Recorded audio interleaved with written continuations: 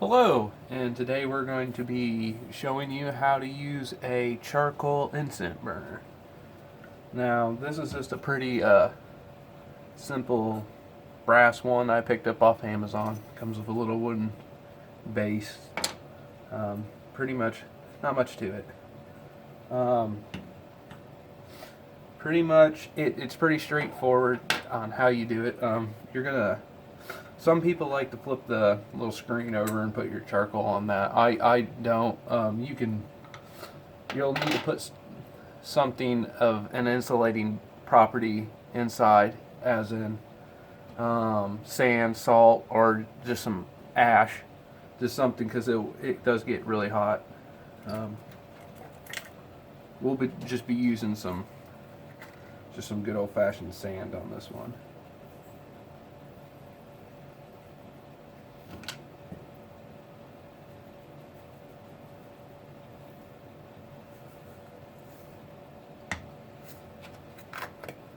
And you don't need a whole hell of a lot, just enough to give you a good cushion space. Um, and then this is just some pretty basic self-lighting hookah charcoal. Pick it up in any head shop, hippie shop, online, wherever. It's relatively inexpensive. I think it's a 10 count for about $1.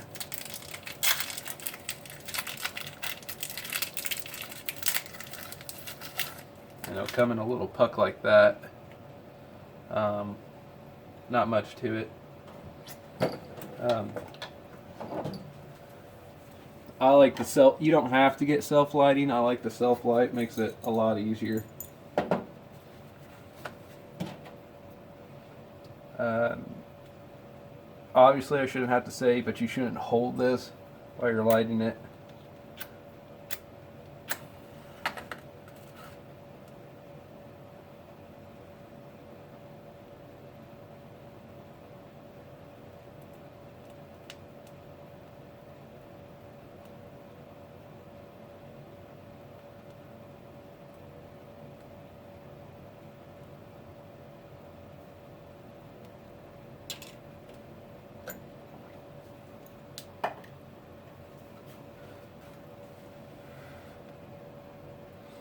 Now, once you get it start lighting, you'll start seeing like little specks of like sparks going through. That's just it lighting.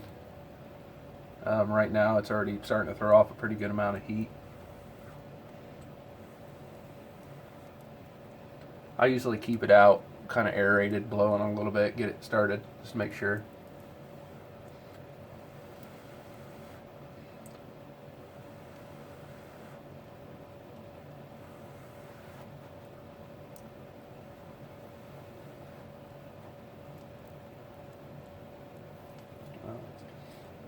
Just place it in your center. Easily pat it down. I like to leave the little indention up to hold your incense in better. Now this one's like a full size. Now they do make like a smaller one. A lot of people say if you use the smaller one, the whole thing doesn't get very hot. But I mean, you're putting a piece of charcoal in something that's brass. I mean, put two to two together. But right now it's quite hot.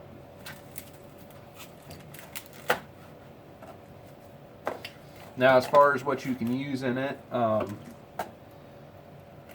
there's many different things you can put in it and burn. Most people will use like frankincense and myrrh, which I have a little bit. But this is about a half an ounce worth. Um, Price is quality as far as resin incense goes. So if you pick up a pound of, you know, myrrh for $4, it's not going to be very good quality. And the low quality stuff kind of smells like burnt plastic. Um, One that I like to use a lot around the house is actually cinnamon, which I'm going to put a little bit on now. Most people will wait till it turns white.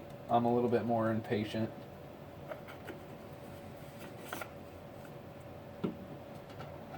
You can leave the top off, or you can put it on. I usually do just to make it kind of more decorative. But And it's already starting to smoke there a little bit. And I mean, don't be afraid to use combinations. Here's a little frankincense right here. I think it smells pretty good with a little cinnamon. You just throw a couple little chunks on there and you just kind of dab it on.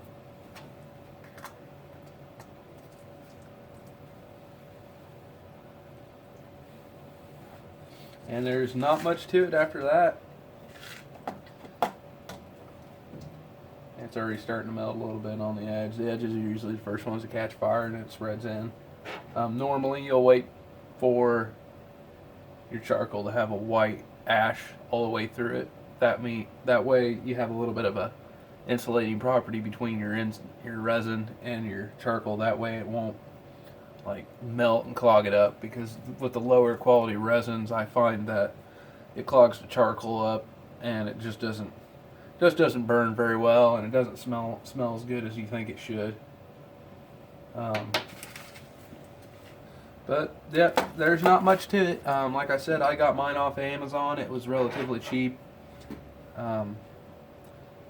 There's more expensive ones out there for sure. I think it was only like $12. I can't quite remember. It's been a while, but it's a good way to add some decoration or some smell to your home, or if you're